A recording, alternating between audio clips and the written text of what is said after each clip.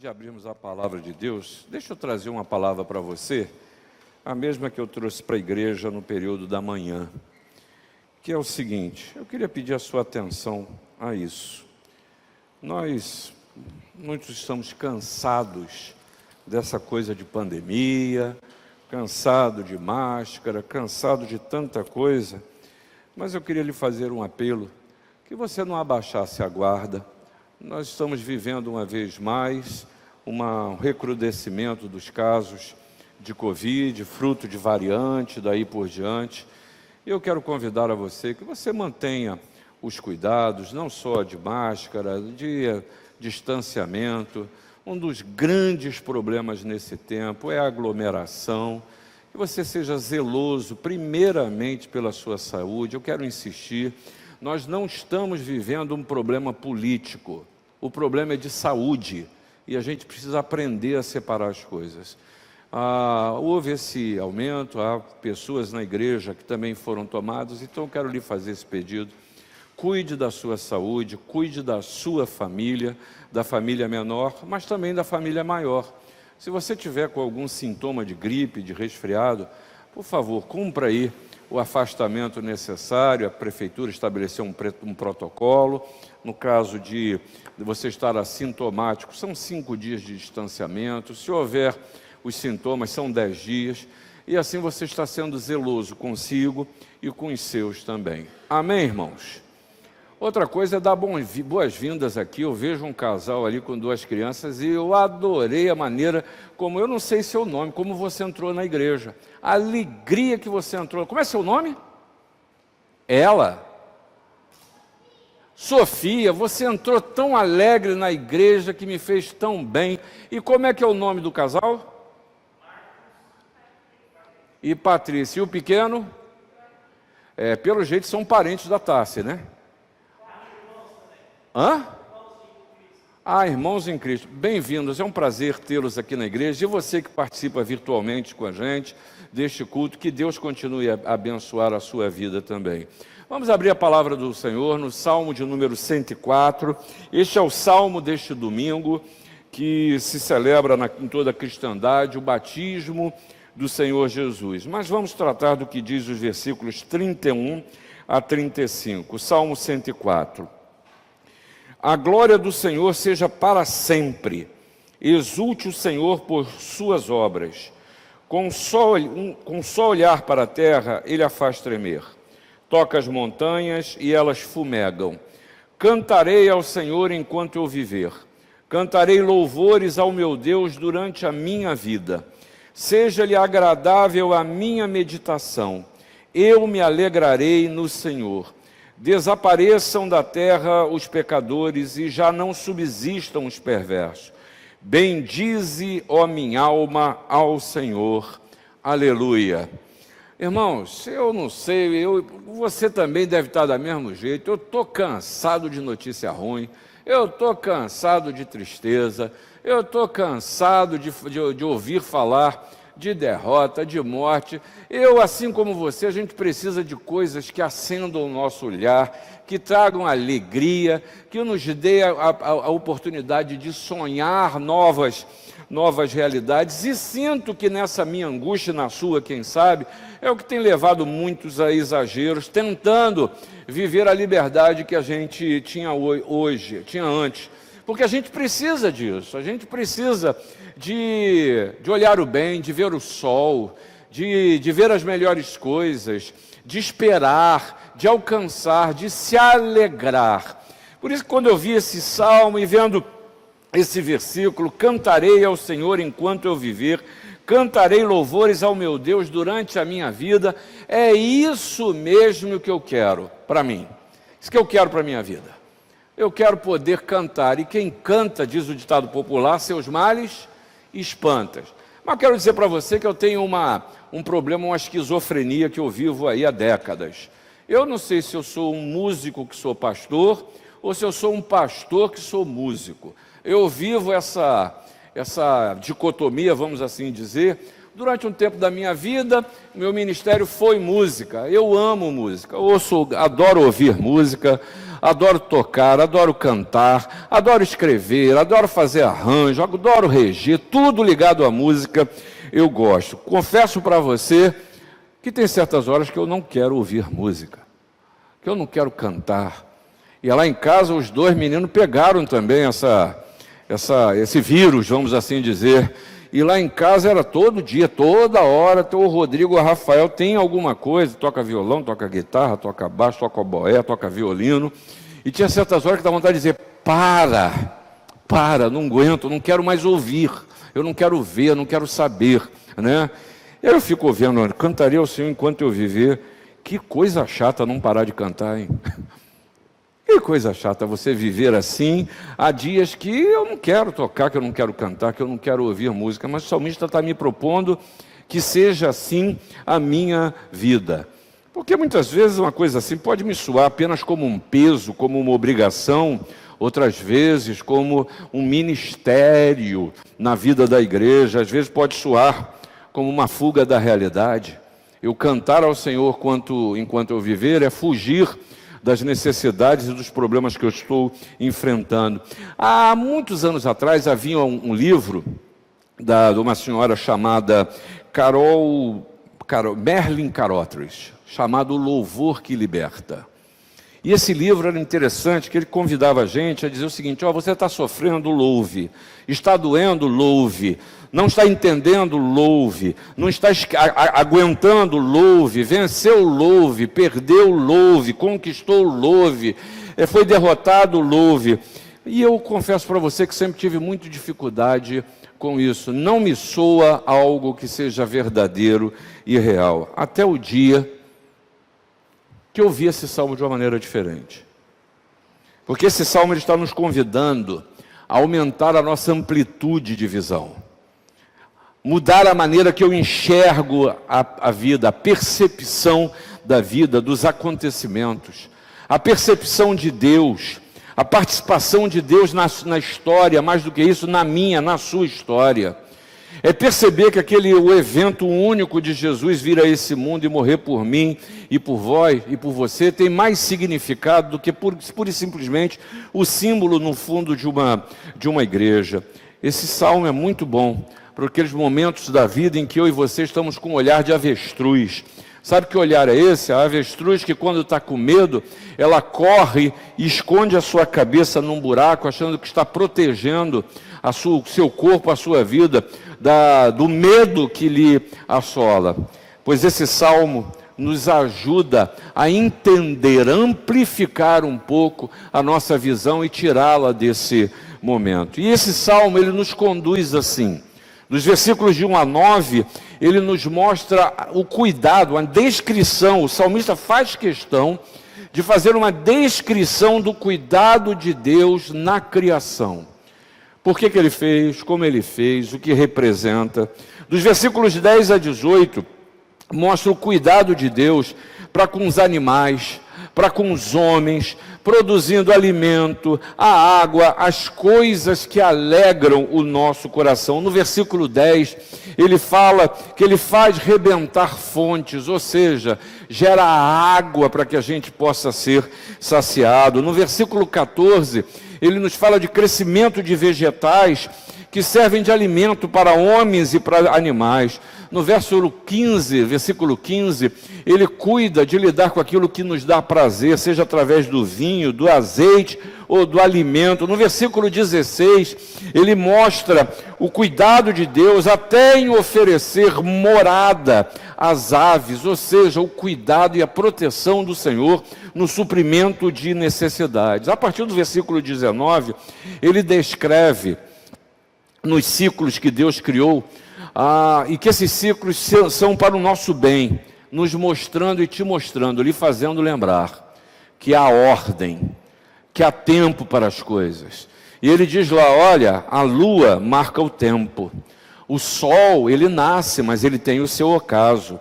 Nas trevas, os animais da selva vagueiam, em vindo o sol, eles se recolhem. os homens saem para trabalhar, ou seja, as coisas têm o seu tempo e o seu cuidado. E um dos sinais de desorganização na nossa vida e de perda de sentido é exatamente quando a gente não consegue manter na nossa vida minimamente um ordenamento que nos transmita e que nos faça permanecer em paz. A partir do versículo 24 até o versículo 30, ele ressalta a sabedoria de Deus exatamente em ordenar todas as coisas. E não de uma maneira robotizada, automática, não. Lidando com criatividade no tempo, na história de cada um. E nos mostrando que se Deus dá a fartura, se Deus se recolher, nós nos perturbamos e a gente precisa aprender. Aí eu entendi esse cantarei a Deus enquanto viver. A gente precisa lembrar, essa é uma proposta existencial. Isso não é uma execução. Isso não é um momento como acabamos de ter, graças a Deus pelas músicas abençoadoras que o grupo nos traz hoje. Não é pura e simplesmente um bem-estar, um prazer estético, cultural, musical. Não, é uma proposta de existência. Porque, não sei se você sabe, o cantar pode ser através de uma melodia harmonizada, mas isso que eu estou fazendo agora é um canto. Porque a fala, ela se dá com sons, com notas musicais.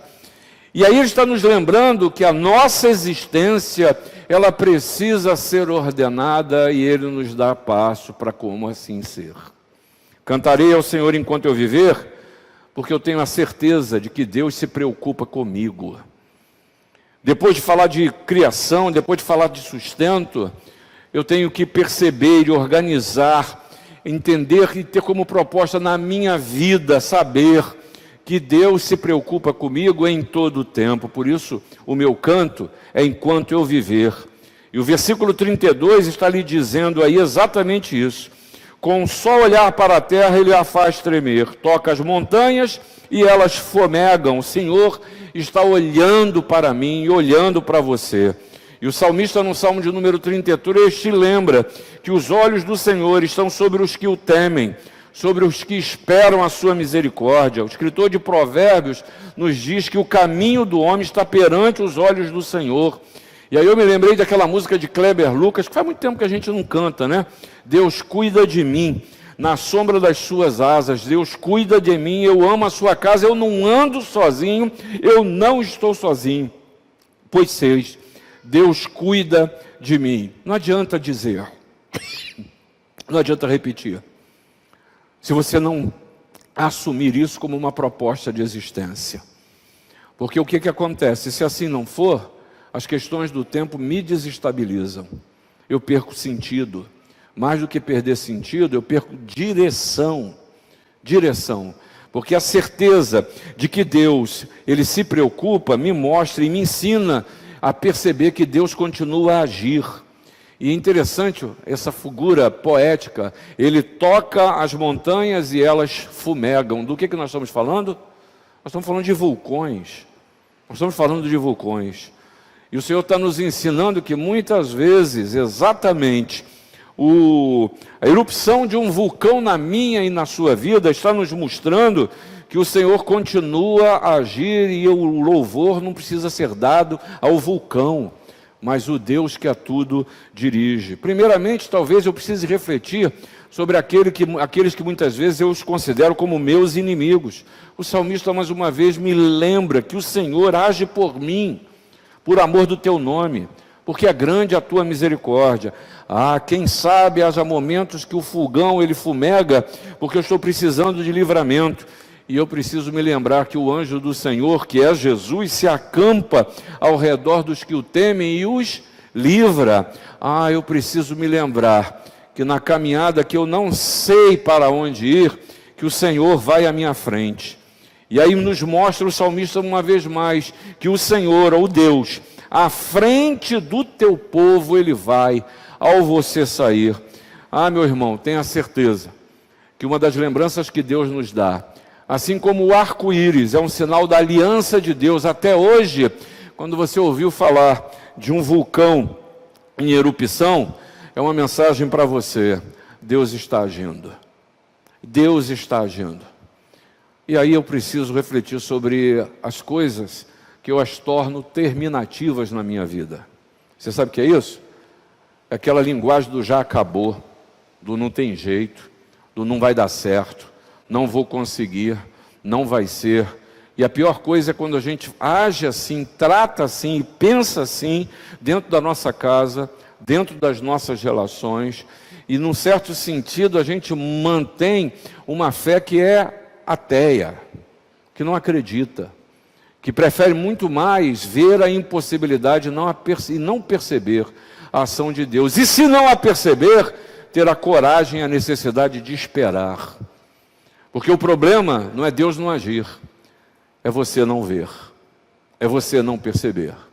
E Ele diz em toda a sua palavra, eu canso de repetir versículos aqui para você, como estou fazendo agora, como já acabo de fazer, Ele mostrando que o Senhor que cuida, o Senhor que cria, Ele cuida, Ele continua a agir. Cantar ao Senhor enquanto viver é aumentar a nossa cosmovisão e perceber que a preocupação e o cuidado de Deus para comigo e para contigo, Ele continua a ser presente. Mas cantar ao Senhor enquanto é viver é necessário, porque é aqui o tempo de estar com Deus, de viver a experiência de Deus, de ouvir o Espírito Santo. Isso que eu estou dizendo não é ouvir para tomar conhecimento, não é adquirir conhecimento, não é ter a cultura religiosa, não é ouvir uma vez mais, porque creio que até aqui agora, vejo aqui, talvez 100% dos presentes aqui sejam gente de igreja, que ouve domingo após domingo mensagens, e muitas delas a gente nem tem tanta objetividade. E você sabe disso, mas não estou falando de ouvir, eu estou falando do viver. Porque é exatamente durante o transcurso da sua vida que você revela o compromisso com Jesus. É na caminhada, não é domingo de manhã nem domingo à noite apenas, mas é amanhã, do jeito que é a sua vida. É hoje à noite ao chegar em casa, no tratamento com os seus. É na sua forma de existência, é naquilo que te domina e que você não consegue vencer a dominação que lhe escraviza. É aquilo que você continua a bater nas mesmas teclas que deram errado e continua a dar. E isso é muito importante, irmãos, nesse tempo em que as pessoas só querem consumir religião, ser um consumidor da palavra de Jesus, dos produtos religiosos. Por isso que nunca se vendeu livro, lenço, nunca se vendeu água benta, tanta água benta, nunca se vendeu tanto produto religioso, oferecendo salvações que só Jesus pode dar, e que precisa ser vivido na sua experiência. Pior de tudo, é quando eu sou tentado a viver a experiência religiosa dos outros, e tem gente que quer que você viva isso, quer que você tenha a mesma experiência com o Espírito Santo, a mesma experiência com a palavra, a mesma experiência no culto, a mesma experiência de vida, que viva os mesmos padrões, e a história mostra que o final é sempre o mesmo. Eu falo para você fazer uma coisa porque eu acredito assim, você vai atrás de mim, não segue a Bíblia, se decepcione, quem leva a culpa? Deus. Porque eu sempre corro a tentação de viver uma fé baseada em homens, no que os homens me dizem, ou no, quem sabe, no que eu quero acreditar, para satisfazer as minhas inseguranças ou as minhas insatisfações. Muitas vezes eu quero ser um consumidor daquilo que eu julgo me interessar na relação com Deus. Quando eu escolho aquilo que me dá mais prazer, e não me deixo confrontar pela integridade do Evangelho. Por um Jesus que diz, vinde a mim todos vós, que estáis cansados e sobrecarregados, e eu vos aliviarei. Até aí eu vou bem, mas é o mesmo Jesus que quer me fazer uma nova criatura. E para isso, eu preciso primeiro confessá-lo como meu Senhor e meu Salvador. E isso é uma experiência que é sua não é minha. Isso é uma experiência que não é da coletividade, é pessoal. Essa é uma experiência que é tomada e feita de uma vez, mas que ela precisa ser renovada a cada dia. Por isso que as misericórdias do Senhor se renovam a cada manhã. Eu preciso aprender a viver a experiência com Deus, não de forma episódica, mas verdadeiramente um relacionamento, que não seja apenas do precisa, busca, gosta, vai, está triste, chora. É como se só eu precisasse, só eu tivesse necessidade. Isso não é relacionamento, isso é dependência emocional. O que Deus quer é ter um relacionamento com você que o cure, que o transforme, que o faça crescer, que o faça andar para frente e entender as experiências da vida como oportunidades de crescimento, como a necessidade de aprofundamento na relação com Ele, porque é na caminhada que você revela o compromisso que tem com Jesus. É na sua caminhada. Mário, amanhã está de plantão? Tá? Pois é lá naquele hospital, seja em Caxias, seja em Jacarepaguá, onde Deus te colocar. É lá que a experiência de Jesus precisa fazer diferença. Né, doutor? É lidando com as suas causas, também o doutor lidando. É lá que as coisas se dão. É na realidade do seu dia a dia, no seu jogo. É na maneira como você lida. É quando você chega em casa e está só você, os seus, e os seus sabem quem você é, sabe como você está, sabe das dificuldades do relacionamento. É aí nesse campo que precisa ser tratado, e tem quem sabe viver e ter essa cosmovisão da experiência de vida, que esse momento, esse lugar, esse espaço se torne também num espaço de louvor, onde você possa cantar enquanto viver. Porque cantar louvor durante a vida é viver a experiência de Jesus onde quer que você vá. Onde quer, não é um convite para que a gente feche a porta aí, Aureliano, fecha tudo, nós agora vamos viver aqui dentro, cantando, os meninos vão cantar aqui, enquanto viver a gente vai ficar. Não, é você fazer isso onde quer que você está. Porque existe uma definição muito simples de louvor. Sabe o que é louvor? É reconhecer o que Deus fez e faz na sua vida.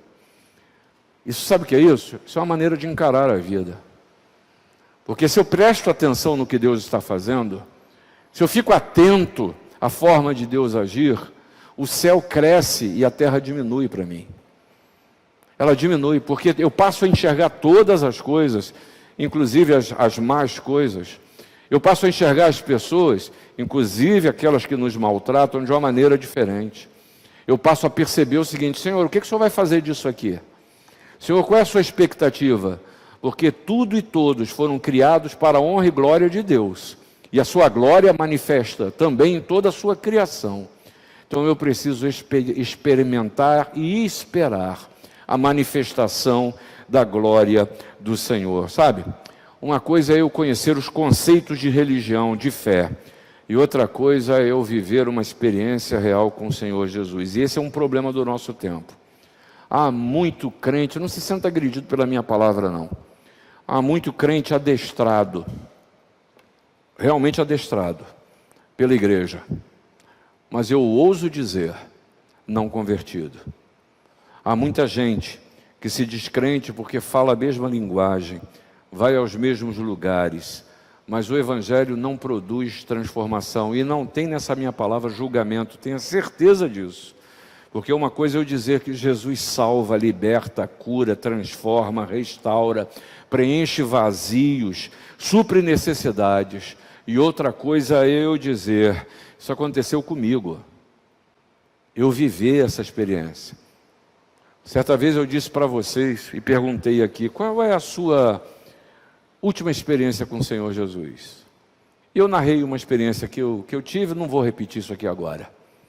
E aí a gente vê pela face das pessoas que ficaram impressionadas. Houve um milagre na minha vida.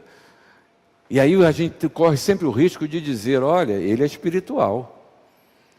Ele está perto de Deus. Mas no final eu lembrei dizendo, olha, essa experiência eu vivi há 30 anos atrás. E eu corro o risco de viver experiências do passado. Experiências do passado. Não estou falando de nova conversão, não estou falando de segunda bênção, dessas coisas que os homens inventam para distorcer o que é o Senhor. Estou falando, sabe de quê? Em novidade de vida. Estou falando de expectativa em Deus. Estou falando de ainda hoje você olhar, mudar a sua maneira de encarar a vida, de ver que teu sonho não foi realizado e você acha que a culpa é do seu chefe, é do seu emprego, é da sua mulher, é do seu pai, é da sua mãe, bota a culpa em todo mundo e esquece de ver o seguinte: Senhor, eu estou nesse quadro e o Senhor sabe que isso não agrada o meu coração. Para onde o Senhor vai me conduzir? Porque é verdade que a vontade de Deus é boa, perfeita e agradável. É verdade que a gente lê que todas as coisas cooperam para o bem daqueles que amam a Deus. E vamos falar a verdade. Você acredita nisso o tempo todo? Você acredita nisso o tempo todo? Pai, seja realista. Quando você não está vendo, não recebeu ainda o que espera. Você tem coragem de falar isso e descansar seu coração? Você é humano, eu sou humano. Mas eu preciso mudar este olhar para entender que se eu não vi ainda aquilo que é bom, perfeito e agradável, é porque o Senhor ainda está fazendo, ainda está construindo, ainda está criando. Ou quem sabe, eu preciso mudar a minha maneira de enxergar a realidade. Quem sabe o erro não é nos outros, é na minha maneira de perceber o momento da história. Cantar ao Senhor enquanto eu viver me mostra ainda uma terceira coisa aqui. É que isso precisa ser o conteúdo da minha mente. Não é uma expressão musical, apenas pode ser. Isso precisa ser o conteúdo da minha mente. Olha o que diz o versículo 34 aí. Seja-lhe agradável a minha meditação. Eu me alegrarei no Senhor. E aqui, desculpa, aqui é desabafo mesmo. Até falava isso para os homens lá em cima, né? Que é o seguinte: rapaz, você já viu a quantidade de gente negativa hoje? Você já viu a quantidade de vezes que dá vontade de dizer: meu Deus, sai de perto de mim, sai, urucubaca, sai daqui. É só coisa ruim. Você vai falar uma coisa com a pessoa, nunca está bem, nunca tem uma palavra, não, é sempre problema. Sabe aquela pergunta que você pergunta: e aí, tudo bem? Bom dia, está tudo bem? Não, tá não. Meu cachorro morreu, meu gato fugiu, minha mulher não fez... É só reclamação, é só coisa ruim, é só negatividade. E aí eu me lembro daquilo que Paulo falou aos Filipenses: o que precisa ocupar a minha e a sua mente. Finalmente, irmãos, tudo que é verdadeiro, tudo que é respeitável, tudo que é justo, tudo que é puro, tudo que é amável, tudo que é de boa fama, se alguma virtude há e se algum louvor existe, seja isso que ocupe o vosso pensamento. Anota aí, Filipenses 4:8. É isso que tem que ocupar a sua mente. Tem louvor? Pensa. Não tem? Tira fora. Está te jogando para baixo? Já sabe que está errado. Não é esse caminho que você tem que pensar. E aí, nesse sentido, o salmista está lembrando: cuidado com o que você pensa, cuidado com seus pensamentos. As repreensões aos pensamentos, ela deve primeiramente partir de mim mesmo. De mim mesmo.